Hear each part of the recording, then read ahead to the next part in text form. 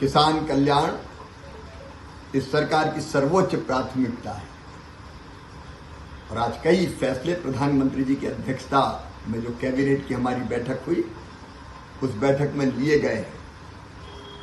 PM आशा योजना ये अन्नदाता के संरक्षण की योजना है।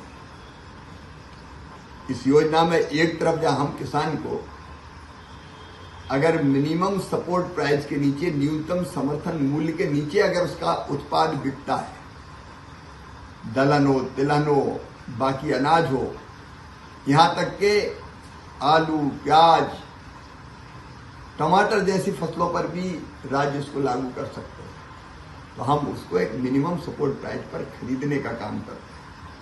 लेकिन इसके माध्यम से हम बफर स्टॉक भी बनाते हैं कि दालों की देश को जरूरत है तो दाल खरीद के रख लो, चावल की, गेहूं की जरूरत है तो वो खरीद के रख लो, ताकि जब देश को जरूरत पड़े, जनता को जरूरत पड़े या महंगाई बढ़ जाए तो जनता को हम सस्ता दे सकें।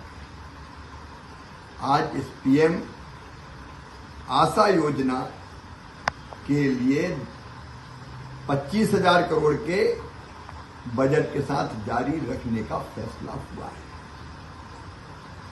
अब जिन राज्यों में विशेषकर ये योजना दलहन के लिए, तिलहन के लिए पीएम आशा योजना, गेहूं, चावल वो मिनिमम सपोर्ट प्राइस पे अलग खरीदते हैं और बागवानी फसलों के लिए हैं। अब इसमें पूरे देश में जितना उत्पादन होता है उसका 25% इस योजना के अंतर्गत सरकार खरीदेगी। खरीदने के दो तरीके हैं, एक पीएसएस योजना जिसमें भौतिक रूप से सरकार खुद जाके, जैसे अभी सोयाबीन खरीद रहे हैं, खरीदेंगे मध्य प्रदेश, महाराष्ट्र, कर्नाटक में, तो न्यूनतम समर्थन मूल्य पर खरीदते हैं। दूसरे, इसमें भावांतर भुगतान योजना भी लागू की गई है। भावांतर भुगतान योजना में मिनिमम सपोर्ट प्राइस और बाजार मूल्य के बीच का जो अंतर है, मॉडल रेट मान के, वो अंतर किसान के खाते में डाल दिया जाता है। फिजिकली खरीदने की जरूरत नहीं, खरीदेगा व्यापारी। और हमने चूंकि पहले केवल राज्य के उत्पादन का 25% खरीदते थे, इसमें बढ़ा के कर दिया देश के उत्पादन का 25%। मतलब एक राज्य चाहे तो 40% भी खरीद सकता है, और वो खरीदना चाहे तो राज्य अपने पैसे से तो पूरे ही खरीद सकता है।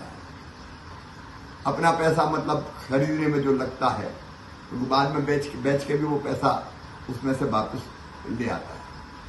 फिर अभी तक बैंकों से जो गारंटी मिलती थी खरीदने की, वो मिलती थी 40,500 करोड़ रुपया, लेकिन एमएसपी के रेट बढ़ गए तो उसको बढ़ा के हमने 45,000 करोड़ रुपया कर दिया है बैंक गारंटी का भी। इससे किसान को बहुत लाभ होगा। किसान की दलहन, तिलहन की फसलें और बागवानी की फसलों की भी खरीद हो पाएगी।